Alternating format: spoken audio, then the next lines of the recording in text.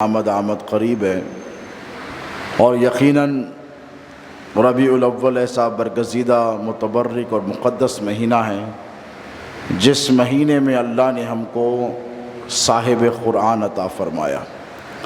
رمضان وہ مہینہ جس میں اللہ نے قرآن کو نازل کیا، اور ربیع الاول متفقہ طور پر وہ مہینہ جس میں اللہ نے اپنے حبیب کو روانہ فرمایا۔ قرآن مجید میں کہیں بھی ایسا نہیں لکھا ہے کہ ہم نے نبی کو پیدا کیا۔ یقیناً اللہ رب تبارک و تعالیٰ ہی خالق ہے، وہی سب کا پیدا کرنے والا ہے، لیکن اس دنیا میں جب اپنے نبی کو روانہ فرمایا تو اللہ نے ہمیشہ یہ فرمایا قرآن میں، اِنَّا أَرْسَلْنَاكَ شَاهِدًا وَمُبَشِّرًا وَنَذِيرًا۔ ارسلنا کا کہ ہم نے بھیجا، ہم نے روانہ کیا۔ تو جس طرح قرآن کو نازل کیا، اِنَّا نَحْنُ نَزَّلْنَا الذِّكْرَ وَإِنَّا لَهُ لَحَافِظُونَ، اِنَّا أَنزَلْنَاهُ فِي لَيْلَةِ الْقَدْرِ، ہم نے اس کو لیلۃ القدر میں نازل کیا۔ تو اپنے حبیب کے حوالے سے اللہ نے فرمایا ارسلنا کا، ارسال کیا یعنی ہم نے بھیجا، اور جب بھیجنے والا بھیجتا ہے تو پوری آب و تاب کے ساتھ بھیجتا ہے۔ دیکھیے، پیدا ہونے والا تو کیسے بھی پیدا ہو سکتا ہے، لیکن اللہ نے اپنے حبیب مکرم صلی اللہ علیہ وسلم کو اس شان و شوکت کے ساتھ اس دنیا میں پیدا فرمایا کہ اس شان و شوکت کے ساتھ کوئی نبی پیدا نہیں ہوئے۔ حالانکہ انبیاء کرام سب کے سب مقدس ہیں، سب کے سب قابل تعظیم ہیں، لیکن اللہ کو چونکہ اپنے حبیب پاک علیہ الصلاۃ والسلام سے بے پناہ محبت ہے تو حضور کو سب سے مختلف شان عطا فرمائی، اعزازی مقام اور رتبہ عطا فرمایا، تو آپ کی ولادت طیبہ کو بھی سب سے الگ کیا۔ یقیناً اللہ رب تبارک و تعالیٰ قرآن میں جا بجا ارشاد فرماتا ہے کہ محبوب ہم نے تمہیں ارسال کیا، تمہیں بھیجا، جیسے وما ارسلناک الا رحمۃ للعالمین، کہ ہم نے نہیں بھیجا محبوب تمہیں مگر تمام عالمین کے لیے رحمت بنا کر۔ تو ارسال کا لفظ رسول اللہ صلی اللہ علیہ وسلم کے حوالے سے اللہ رب تبارک و تعالیٰ نے قرآن مجید میں استعمال فرمایا ہے۔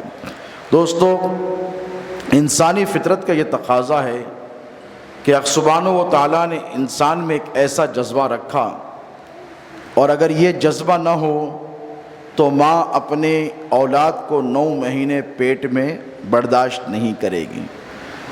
کسی ماں سے پوچھو کہ جب 9 مہینے بچہ پیٹ میں رہتا ہے تو اسے کس قدر تکلیفوں سے گزرنا پڑتا ہے، مشکلوں سے گزرنا پڑتا ہے، اور کبھی کبھار تو آج کے ترقی یافتہ دور میں بھی جان پر بھی بناتی ہے۔ ڈاکٹر کہتے ہیں مشکل ہے، اس کے باوجود بھی ایک ماں کی ممتا کا یہ عالم ہے محبت کا کہ وہ ہر جھوکم کو برداشت کرنے کے لیے تیار ہے تاکہ اسے اولاد مل جائے، اسے اولاد کا سکھ مل جائے۔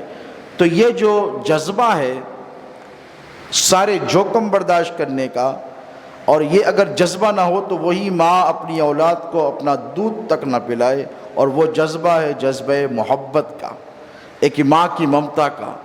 اگر یہ جذبہ نہ ہو تو ایک باپ دن بھر محنت نہ کرے، وہ بھی سوتا رہے، آرام کرتا رہے، مشقت نہ اٹھائے، مشکلوں سے دو چار نہ ہو جائے، یہ جذبہ محبت کا اگر باپ کے پاس سے نکال دیا جائے تو پھر اسے کیا پڑی ہے کہ اس کی اولاد کیا کھاتی ہے، کیا پہنتی ہے، کیسے سوتی ہے، کیسے رہتی ہے۔ یہ جذبہ محبت ہے۔ تو یہ محبت کا جو جذبہ ہے یہ اللہ نے انسان میں بدرجہ اتم رکھا ہے۔ یہ جذبہ جانوروں میں بھی پایا جاتا ہے۔ ایک بلی بھی ہو تو اپنے بچوں سے محبت کرتی ہے، کتا بھی ہو تو اپنی اولاد سے محبت کرتا ہے، لیکن جیسی محبت انسان کرتا ہے ویسی محبت جانور نہیں کر سکتا۔ شیر بھی اپنے بچوں کو پالتا ہے، کب تک؟ شیرنی بھی پالتی ہے، کب تک؟ جب تک بڑے ہو جائے، اس کے بعد چھوڑ دیتی ہے۔ لیکن حضرت انسان کا معاملہ پھر بحیثیت مسلمان یہ کہ صرف کھلانا پلانا محبت نہیں ہے، تربیت کرنا محبت ہے۔ اور صرف کھلانا پلانا کپڑے پہنانا محبت نہیں ہے، بلکہ اللہ کی اطاعت محبت اور رسول اللہ کی محبت کو سینوں میں داخل کرنا، یہ اصل محبت ہے جو بحیثیت مسلمان ہم کو کرنی ہے۔ اور یہی ہم کو یہ محبت کا جذبہ جانوروں سے انسانوں کو مختلف کرتا ہے، اور یہی محبت الہی اور محبت رسول کا جذبہ اطاعت الہی اور اطاعت رسول کا جذبہ تمام انسانوں سے مسلمانوں کو ممتاز بناتا ہے، اور اللہ رب تبارک و تعالیٰ نے اس محبت کے جذبے کو جا بجا اجاگر کیا ہے، سپریس نہیں کیا ہے۔ اللہ قرآن میں فرماتا ہے مومنین کی شان، والذین آمنوا اشد حبا للہ۔ اللہ کیا فرماتا ہے کہ مومنین کی شان یہ ہے کہ وہ اللہ سے شدید محبت کرتے ہیں۔ کیا کرتے ہیں؟ شدید محبت کرتے ہیں۔ اور شدید محبت کیا ہے؟ شدید محبت اسے کہتے ہیں کہ جب محبت ہو جائے تو محبت ہی ہوتی ہے، لیکن اللہ صرف محبت بھی فرما سکتا تھا، لیکن نہیں، اللہ مومن کی شان بتا رہا ہے، والذین آمنوا، یہ ایمان والے ہیں جنہوں نے مجھ پر ایمان لایا ہے، میرے حبیب پر ایمان لایا ہے، میرے مصطفیٰ کے امتی ہیں، میرے حبیب کے محبوب کے یہ غلام ہیں، اور ان کا معاملہ کیا ہے؟ والذین آمنوا اشد حبا للہ، یہ جب اپنے رب سے محبت کرتے ہیں تو صرف محبت نہیں کرتے، شدت کے ساتھ محبت کرتے ہیں۔ تو یہ شدت کا لفظ جو استعمال اللہ رب تبارک و تعالیٰ نے اپنی محبت کے لیے کیا ہے، کیوں؟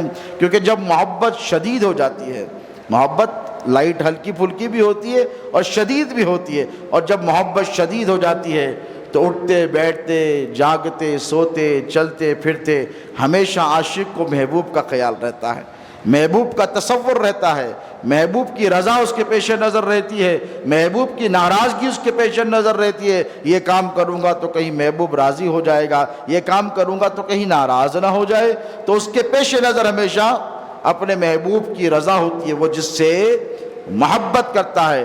اب آئیے محبت کو سمجھیے، میلاد مصطفیٰ کے حوالے سے محبت کو سمجھنا اس لیے ضروری ہے کہ اگر محبت نہیں ہے تو کچھ بھی نہیں ہے۔ کہنے والے نے کہا تھا کہ محمد کی محبت دین حق کی شرط اول ہے، محمد صلی اللہ علیہ وسلم کی محبت دین حق کی شرط اول ہے، اسی میں ہو اگر خامی تو سب کچھ نامکمل ہے۔ یعنی کہنے والا کہتا ہے کہ رسول اللہ کی محبت کیا ہے؟ the first condition of the faith of Islam، پہلی منزل ہے، پہلی سیڑھی ہے، شرط اول ہے۔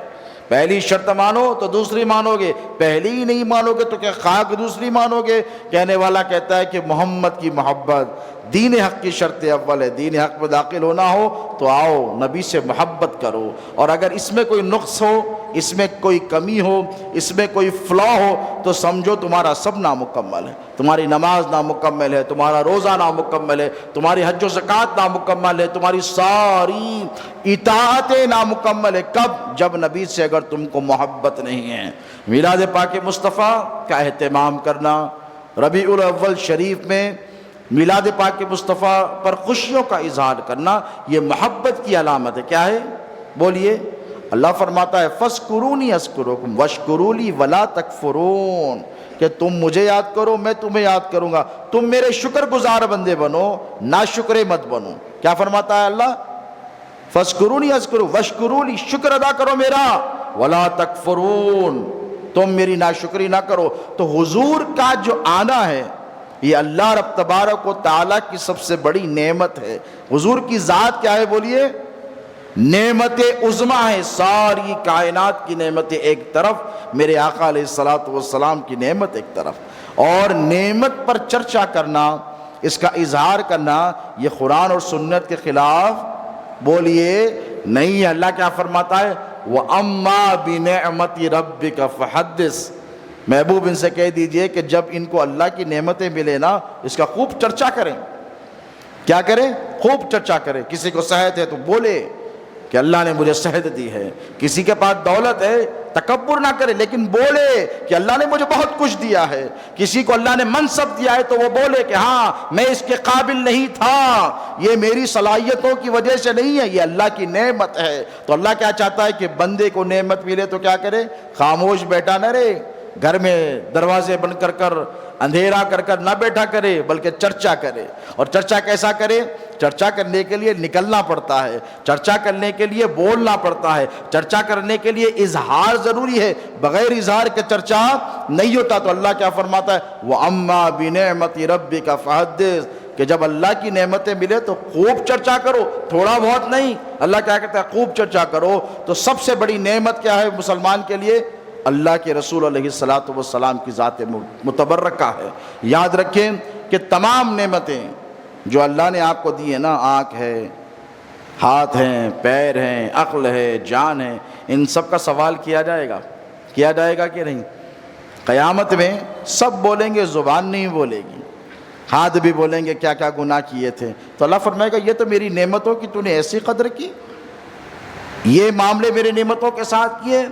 تو اللہ رب تبارک و تعالیٰ جب اپنے حبیب کو نعمت عظمیٰ بنا کر اس کائنات میں بھیجا ہے تو کیا حبیب پاک علیہ الصلاۃ والسلام کی محبت کے بارے میں سوال نہیں ہوگا؟ مسلمانوں، حضور نے بارہا فرمایا اور میں نے جس آیت کی تلاوت کی، اللہ فرماتا ہے قرآن میں النبی اولا بالمؤمنین من انفسہم، کہ میرے نبی کی یہ شان ہے کہ بے شک میرا نبی وہ نبی ہے، میرا نبی اپنی امت سے اتنی محبت کرنے والا ہے. اللہ فرماتا ہے کہ میں نے میرے حبیب کو مومنین کی جانوں سے زیادہ قریب کر دیا ہے. دیکھیے جان بہت عزیز ہوتی ہے، سب کو ہوتی ہے کہ نہیں؟ وہ کون ہوگا جو کہے گا کہ جان عزیز نہیں؟ جان ہے تو جان ہے. ماں باپ کی محبت بھی ہے، آپ زندہ ہیں تو ہے، نہیں ہے تو کہاں ہے؟ اولاد کی محبت جان ہے تو ہے نا، آپ چلے گئے تو کہاں رہے گی؟ تو اللہ یہ فرما رہا ہے کہ ساری چیزیں ایک طرف، لیکن مومنین سن لو کہ میرا حبیب تم کو اتنا عزیز ہونا چاہیے کہ ایک جان کیا 1000 جان اس پر قربان کر دو. یہ صحابہ نے، اہل بیت اطہار نے کر کر بتایا رسول اللہ صلی اللہ علیہ وسلم سے محبت کا اظہار. تو دوستو، میلاد پاک مصطفیٰ کے حوالے سے اب اپنی محبتوں کا یہ جو اظہار ہے، یہ اظہار کیسا ہونا چاہیے؟ دیکھیے زمانہ بدلتا ہے، حالات میں تبدلات اور تغیرات آتے ہیں، چینجز رونما ہوتے ہیں، اس اعتبار سے آپ کو اڈیپٹ کرنا پڑتا ہے کہ نہیں؟ اسلام نے منع نہیں کیا ٹیکنالوجی کے استعمال سے. آپ کو کیا صحابہ نے موبائل فون استعمال کیا تھا؟ کیا 4G 5G ان کے دور میں تھا؟ نہیں تھا. تو ٹھیک اسی طریقے سے کوئی ایسا عمل جو اللہ کے قوانین سے راست طور پر بالراست ٹکراتا نہیں ہے، یاد رکھیں میری بات کو توجہ سے سنیں. اس لیے کہ اہل سنت و جماعت پر بہت بہتان باندھے جاتے ہیں، اہل سنت و جماعت پر بہت الزام عائد کیے جاتے ہیں، اور اہل سنت و جماعت کو یہ بھی کہا جاتا ہے کہ یہ ایسے کرتے ہیں ویسے کرتے ہیں. میں ضرور ایک بات کا اعتراف کروں گا کہ ہمارے یہاں پر بہت ساری خرافات داخل ہو گئی ہیں. میں اس لیے نہیں کہتا کہ دیکھیے ایک بات ہوتی ہے اصلاح برائے اصلاح، کریکشن کرنا، اور ایک ہوتی ہے تنقید برائے تنقید ہوتی ہے صرف، اور ایک تنقید ہوتی ہے تنقید برائے اصلاح. اصلاح ضروری ہے نا. امر بالمعروف و نہی عن المنکر کا اللہ نے قرآن میں حکم دیا ہے بندوں. کنتم خیر امۃ اخرجت للناس تأمرون بالمعروف وتنہون عن المنکر، تم بہترین امت ہو اور تمہاری ڈیوٹی کیا ہے؟ صحیح جو ہے وہ بولو اور غلط سے روکو، یہ ہماری ڈیوٹی ہے. اور اگر لوگ کوئی خرافات میں داخل ہوتے ہیں تو اس کا مطلب یہ نہیں کہ سرے سے میلاد کے کانسیپٹ کا انکار کر دیا جائے. توجہ ہے آپ کی، سرے سے میلاد کے کانسیپٹ کا انکار نہیں کیا جائے گا. دیکھیے آپ جس ملک میں رہتے ہیں اس ملک کے ریچولز، کسٹمز، ٹریڈیشنز، تہذیب، تمدن آپ کے نہیں چاہتے ہوئے بھی آپ اڈاپٹ کر لیتے ہیں. اب یہاں میرے کتنے ایسے مسلمان بھائی ہیں جو پینٹ شرٹ پہن کر بیٹھے ہیں نماز پڑھنے کے لیے. تو کیا دروازے پر کوئی مولانا صاحب ٹھہرے ہیں؟ اعظم صاحب نے کسی کو ٹھہرایا ہے کہ بھائی پینٹ شرٹ پہن کر آئیں گے تو مسجد میں آنے نہیں دیا جائے گا؟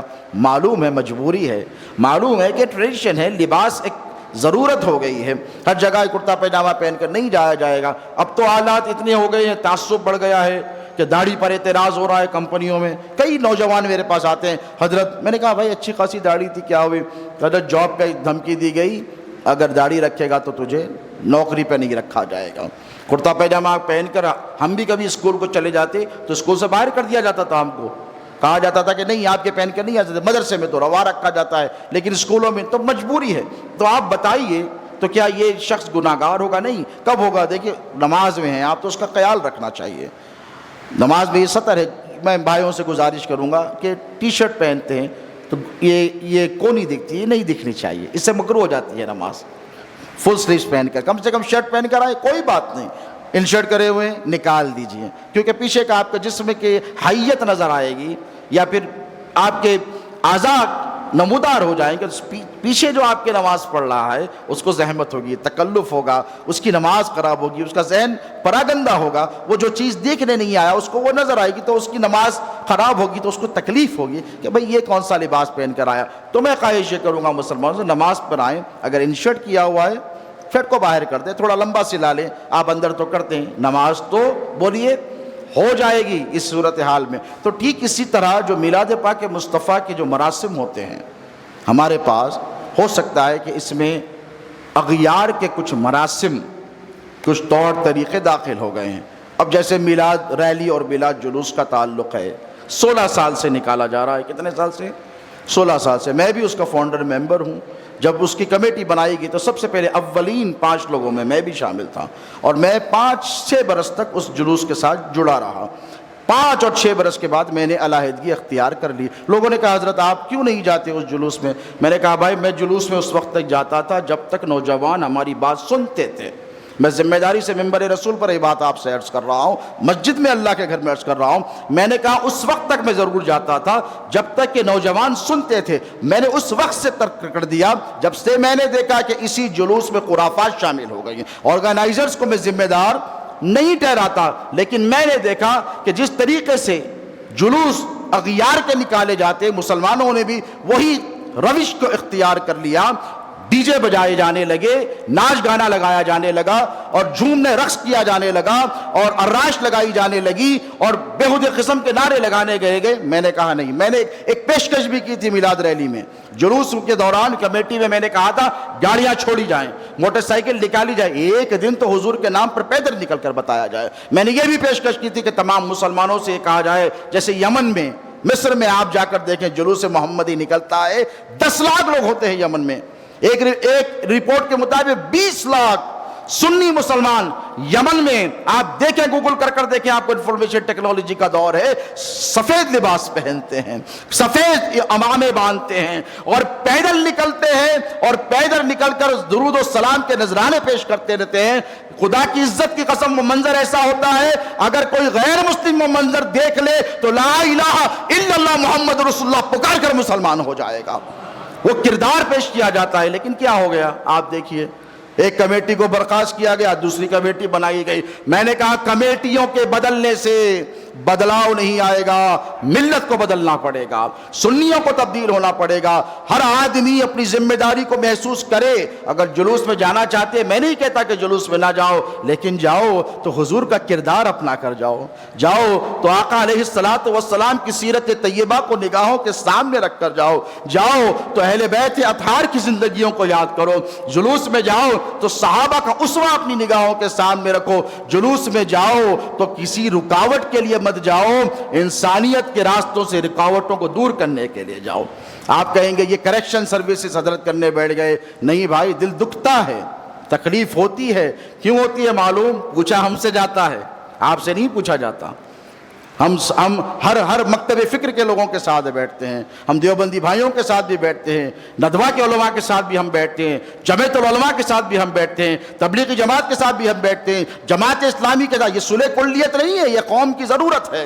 کئی ایسے جلسے ہوتے ہیں جہاں علماء پوچھ لیتے ہیں وہ ہم سے, حضرت یہ کیا لگا کے رکھا ہے آپ کے پاس, اس قسم کی خرافات. تو میں کہتا ہوں نوجوانوں سے, آپ سب کو سدھارنے کی کوشش مت کیجیے. ایک آدمی بھی اگر سدھر جائے نا تو بات بنے گی. آپ کو دیکھیں گے لوگ, آپ جائیں جلوس میں, ضرور بضرور شرکت کریں, لیکن حضور پاک علیہ الصلوۃ والسلام کا کردار اپنا کر جائیں, اسوہ محمدی پر عمل کر کے جائیں, تبدیلی کرنے کی کوشش کریں. میں نے تبدیلی کی بات کی تھی, لوگ برا مان گئے پچھلی کمیٹی والے, اور کہے ایسا تو نہیں ہوگا, گاڑیاں ہی نکلے گی, ایسا تو نہیں ہوگا, کارز نکلیں گی, ٹرکس نکلیں گے, ٹریلرز نکلیں گے. وہ بھی تو نکالتے ہیں. میں نے کہا بھائی ان سے ہمارا اس معاملے میں مقابلہ نہیں ہے, وہ کافر ہیں, وہ مشرک ہیں, ان سے سوال نہیں کیا جائے گا تو نے جلوس کیسے نکالا تھا. مسلمانوں تم سے سوال کیا جائے گا. اگر تم رکاوٹ پیدا کرو گے تو تم سے اللہ پوچھے گا ایک مریض مر رہا تھا تم نے راستے کیوں روکے. ہو سکتا ہے نا نہیں پوچھے گا, ارے اس آقا کا اسوہ کیا ہم بھول گئے, میرے آقا راستے میں چل رہے ہیں, صحابہ بھی پیچھے پیچھے, حضور جھک گئے, صحابہ سہم کر ٹھہر گئے, حضور نے راستے سے ایک پتھر ہٹایا, کونے میں کر دیا, पत्थर हटाया। साहबा को भी तो हुक्म दे सकते थे ना मेरे आका कि ये पत्थर उठा कर रख दो, वो तो मुख्तार कुल है। आजकल का कोई पीर साहब हो या बड़े मौलाना हो, वो खुद नहीं करेंगे, मुरीद से कहेंगे, शागिर्द से कहेंगे, can you please take that out and keep it somewhere, वो पत्थर उठा कर रख दो। वो क्यों? सुन्नत पर अमल ऐसे नहीं होता है, सुन्नत पर अमल करना पड़ता है दोस्तों। हुजूर क्या करे, रुके, पत्थर उठाया, कोने में रख दिया। साहबा देखने लगे, या रसूलल्लाह ये क्या माजरा है? हुजूर ने क्या इरशाद फरमाया, रास्ते से पत्थर का हटा देना सदका है तुम्हारे लिए। क्या फरमाया? रास्ते से पत्थर हटा देना। क्यों? हो सकता है किसी को चोट लग जाए, कोई बेख्याली मैंने देख लिया ना, तो मुझ पर यह मोरल रिस्पॉन्सिबिलिटी। इस हदीस से आप सबक ले सुबह क़यामत तक के लिए। हुजूर क्या फरमा रहे? मैंने देख लिया ना, अब मुझ पर जिम्मेदारी में उसे हटा दूं। क्या किया? उठाकर रख दिया, इसीलिए कि हो सकता है कोई इंसान को चोट लग जाए, बेख्याली में कोई जानवर इससे ठोकर खा जाए, वो तो रहमतुल लिल आलमीन है ना मेरे आका। हुजूर ने पत्थर उठाकर रख दिया। तो इसका दस, इसके हदीस मुबारक का लेसन और मोराल क्या होना चाहिए सुबह क़यामत तक के लिए? कि हम हुजूर के गुलाम हैं, हमें रास्तों से रुकावटें दूर करनी है। क्या करनी है बोलिए? रास्तों से रुकावटें दूर करनी है। तो नौजवानों, अपने नबी की सीरत को इख्तियार करने की कोशिश करो और रसूलुल्लाह सल्लल्लाहु अलैहि वसल्लम से मोहब्बत करो। आज मिल्लत इस्लामिया इतने फ्रैक्शंस में, इतने कानों में बढ़ गई है। टीवी खोलो, डिबेट, मोबाइल फोन पे सोशल एप्लीकेशंस पर देखो, सोशल मीडिया पर डिबेट, कौन बड़ा है कौन छोटा है, उन्होंने इनके साथ किया क्या, इन्होंने, एक मौलाना कहते हम सही है, दूसरे मौलाना कहते हम सही, यही भरा पड़ा हुआ है।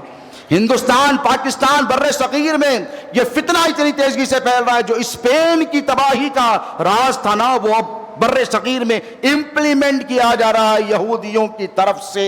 ये मिलाद पाक मुस्तफा का मैं आपको पैगाम दे रहा हूं। 700 बरस यूरोप की तहजीब और तमद्दुन में सबसे ऊंचा मकाम था स्पेन का। क्या था? स्पेन का सहाबा ने फतह किया था। इकबाल चीख पड़े थे, दश्त तो दश्त है सहरा भी ना छोड़े हमने, बहरे जुल्मात में दौड़ा दिए घोड़े हमने। सहाबा ने स्पेन के साहिल पर पहुंचकर अपनी कश्तियों को तोड़ डाला था, जला डालिया था। ताबईन ने पूछा क्यों, तो कहा अब वापस जाना नहीं है हमको यहां से, उस वक्त तक नहीं जाएंगे जब तक कि मस्जिद कुर्तबा की जैसी अजीम मस्जिद नहीं बनाए। दुनिया की सबसे बड़ी मस्जिद उस दौर में मक्के शरीफ या मदीने में नहीं थी, स्पेन में मस्जिद कुर्तबा कहलाती थी, जिसे कॉर्डोबा मॉस्क कहा जाता है। कहां पढ़ी है हमने तारीख? क्या थी ये? मोहब्बत थी ना। अगर सहाबा आपस में लड़ लेते रहते ना, आपस में झगड़ते रहते, तो क्या इस्लाम फैलता? बोलिए नहीं फैलता। ये मोहब्बत थी।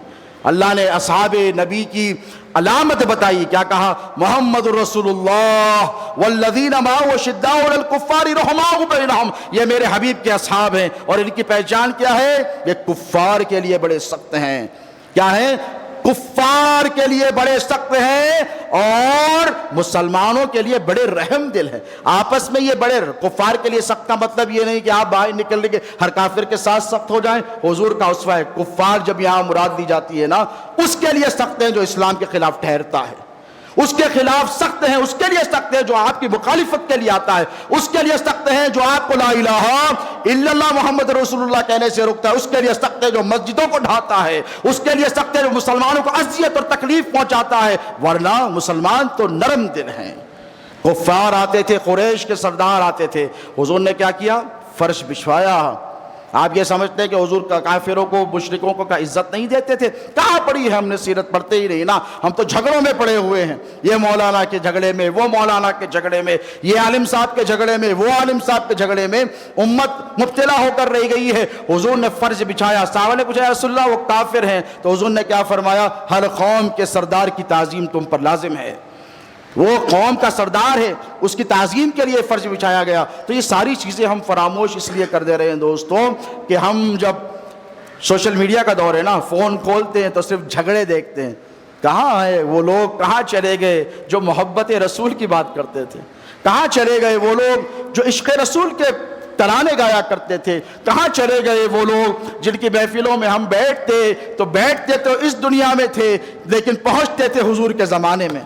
कहाँ गई वो खानकाहों जिनकी महफिलों में आप बैठते तो ऐसा लगता है कि मिंबर पर कोई हमारे पीर नहीं बैठे हैं, तसव्वुर वो बैठे होते, तसव्वुर मोहम्मद रसूलुल्लाह का होता।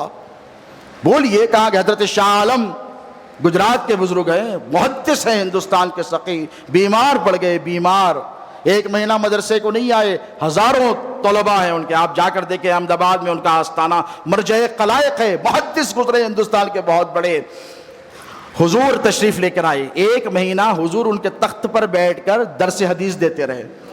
جب وہ ایک مہینے کے بعد بیمار تھے اٹھ کر آئے اور آ کر جہاں سے چھوڑا تھا نا وہیں سے شروع کیا، تو طلباء کہنے لگے حضور یہ تو ہم پڑھ چکے، یہ بھی پڑھ چکے، یہ بھی پڑھ چکے، پریشان ہو گئے کہ کیا ماجرا ہے، تو کہنے لگے حضور آپ تو آتے رہے، آنکھ بند کی، تصور کیا میں تو بیمار تھا، یہ بچے کہاں سے پڑھ گئے، تصور میں حضور تشریف لائے اور آقا علیہ السلام نے فرمایا کہ اے شاہ عالم تو بیمار تھا، تو اس انہماک سے اس محبت سے میری حدیثیں پڑھاتا ہے، مجھے یہ گوارا نہیں ہوا کہ یہ درس حدیث رک جائے، تو گھر پر بستر پر تھا، تیرا نبی تیرے تخت پر آ کر درس حدیث دے کر دیا جاتا تھا۔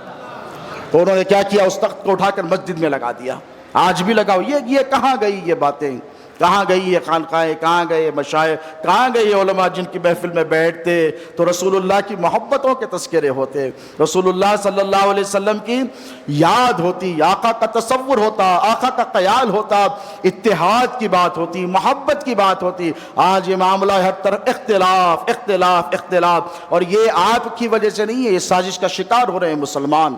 یہ یہود نہیں چاہتے کہ آپ متحد رہیں، متحد رہے تو اسپین آپ کا ہے، متحد جب تک تھے تو 700 سال ہندوستان پہ آپ نے حکومت کی، متحد جب تک آپ تھے مسلمان تو 3 کانٹیننٹ پر خلافت عثمانیہ قائم ہوئی تھی، ایک کانٹیننٹ نہیں 3، افریقہ آپ کے زیر نگوں تھا، ایشیا آپ کے زیر نگوں تھا، یورپ پر آپ کی حکومت تھی، کہاں گئی وہ حکومت؟ اس لیے کہ مسلمان آپس میں لڑ رہے ہیں، دست بگیرے باں ہیں، اسی لیے یہ اختلافات ہو رہے ہیں۔ دوستو آؤ رسول اللہ کی محبت پر مجتمع ہو جاؤ۔ اللہ کے رسول علیہ السلام سے صحابہ نے کیسی محبت کی، کیوں نہیں سنائے جاتے وہ دروس کہ سرکار سیدنا ابوبکر صدیق کو رسول اللہ سے کیسی محبت تھی، لہو لہان ہو گئے، لہو لہان، دارالارقم سے نکلے، مارا گیا، پیٹا گیا، لہو لہان ہو گئے، ہر طرف سے خون جا رہا ہے، ماں باپ آئے علاج کرنا چاہتے، کہا میں اس وقت تک دوا کو ہاتھ نہیں لگاؤں گا، پانی کا قطرہ نہیں پیوں گا، دودھ کو ہاتھ نہیں لگاؤں گا جب تک مجھے میرے نبی کی خیریت معلوم نہیں ہوتی۔ طبیبوں نے کہا اگر خون نہیں روکا گیا تو مر جائیں گے۔ حضرت ابو قحافہ جو حضرت ابوبکر صدیق کے والد ہے کہنے لگے اگر دوا نہیں لے گا بیٹا تو مر جائے گا، تو کہا مرتا مر جاؤں گا لیکن نبی کی خیریت معلوم نہیں ہوگی تو کیسے؟ اٹھا کر لے کر گئے، ایک طرف سے ماں اٹھائی ہے، ایک طرف سے باپ اٹھا کر لے کے گئے، روتے ہوئے نکلے۔ حضور کو پتہ چلا کہ میرا ابو بکر کے ساتھ یہ معاملہ ہوا ہے، حضور ادھر سے جب آئے تو آنکھوں سے ادھر سے بھی آنسو روا ہے، ادھر سے بھی آنسو روا ہے، یہ بھی رو رہے ہیں وہ بھی رو رہے ہیں۔ حضور نے سینے سے لگایا، ایسے ہاتھ لگا کر حضور کے سارے جسم کو ٹٹولا سرکار ابو بکر صدیق نے، اس کے بعد کہا یا رسول اللہ میرے ماں باپ آپ پر قربان، آپ خیریت سے تو ہیں؟ حضور نے کہا ہاں ابو بکر میں اچھا ہوں، تو اب دوا کیوں نہیں لیتا؟ تو کہا یا رسول اللہ اب دوا بھی لوں گا پانی بھی پیوں گا۔ کہاں گیا یہ عشق؟ حضور کبھی کسی بات پر ناراض ہو جاتے امت سے ناراض ہو جاتے ہیں کسی معاملے میں، تو آؤ سیاستہ کی حدیث سنو، حضرت عمر فاروق کا کیا طریقہ ہوتا پتہ ہے آپ کو؟ حضور کے سامنے آتے گھٹنوں پہ بیٹھ جاتے، کیوں؟ گھٹنوں پر بیٹھ جاتے اور گھٹنوں پر بیٹھ کے دونوں کونیاں نیچے زمین پر ٹیک دیتے، اور ایسے جری ایسے بہادر 5 لاکھ مربع میل پر بعد میں جس نے اپنی اسلامی حکومت قائم کی، وہ عمر کی طرح حضور دیکھتے یہ کیا کر رہا ہے عمر میرا، تو ایسے بیٹھ کر کہتے رضیت باللہ ربا وبالاسلام دینا بسیدنا محمد رسول اللہ رسولا و نبیا، کہتے میں راضی ہوں یا رسول اللہ کہ اللہ میرا رب ہے، اسلام میرا دین ہے اور آپ میرے رسول و نبی ہے۔ تو حضور ان کی یہ ادائیں دیکھ کے مسکراتے اور اپنی ساری ناراضگی کو ختم کر دیتے۔ کہاں گئی حضرت عثمان کی سخاوت کہ رسول اللہ نے فرمایا کہ عثمان مجھے ضرورت ہے آج مال کی اسلام کو، تو 2 مرتبہ اپنی دولت ساری حضور کے خدموں پر لا کر قربان کر دیا نصف۔ کہاں گئی مولا علی مشکل کشا کی شجاعت؟ جب کفار نے للکارا میدان میں بدر میں اور احد میں، تو حضور ادھر ادھر دیکھنے لگے، خیبر میں مولا علی سب سے پہلے آگے نکل کر کہے یا رسول اللہ آپ کی محبت پر میں قربان ہونے کے لیے تیار ہوں، بڑے سے بڑے پہلوان سے میں بھڑ جاؤں گا۔ یہ محبتیں کہاں چلے گئی؟ صحابہ کی محبتیں کہاں چلے گئی؟ حضرت صہیب بن سنان کی محبت کہاں چلے گئی؟ حضرت سلمان فارسی کی محبت کہاں چلے گئی؟ حضرت بلال حبشی کی؟ یہ تذکرے نہیں سنائے جاتے ہیں دوستوں۔ صحابہ کے مشاجرات بیان کیے جاتے ہیں، صحابہ کے اطراف آپس میں جو اختلافات ہوئے وہ بیان کیے جاتے ہیں، اسی میں سارے کے سارے بشمول میرے سب کے سب الجھ کر رہ گئے۔ آؤ محبت رسول کی طرف پلٹو، حضور سے دل لگاؤ، حضور سے اپنے رشتے غلامی کو مضبوط کرو۔ یاد رکھو اگر تمہیں حضور سے محبت ہو جائے گی اور سچی محبت ہو جائے گی تو ہر مسلمان بھائی سے محبت ہوگی، اور مسلمان بھائی سے محبت کا کیا اجر ہے تم کو پتا ہے؟ آقا علیہ الصلوۃ والسلام فرماتے ہیں، بخاری شریف کی حدیث ہے، ایک بندہ نکلا، ایک مسلمان کسی مسلمان بھائی سے ملنے صرف نکلا، راستے میں فرشتہ اتر گیا، بخاری کی حدیث ہے، انسان کی شکل اختیار کر لی اور کر پوچھا تو میں اپنے ایک بھائی سے ملنے جا رہا ہوں، تو کیا کہا اس کا تم پر کوئی احسان ہے؟ تو اس انسان نے کہا نہیں، میرا اس پر کوئی احسان نہیں، اس کا کوئی مجھ پر احسان۔ تو پھر کیوں ملنے جا رہے ہو؟ ملاقات کیوں؟ تو کہا محض اللہ کی محبت میں، وہ بھی اللہ کا بندہ ہے، میں بھی اللہ کا بندہ ہوں۔ تو فرشتے سے اللہ فرماتا ہے جو انسانی شکل میں آیا ہے، اے ملک اسے خوشخبری دے دے، کیونکہ یہ ایک بندے مومن سے میری ذات کی خاطر محبت کرتا ہے، اس سے کہو کہ میں نے اس کے تمام گناہ معاف فرما دیا۔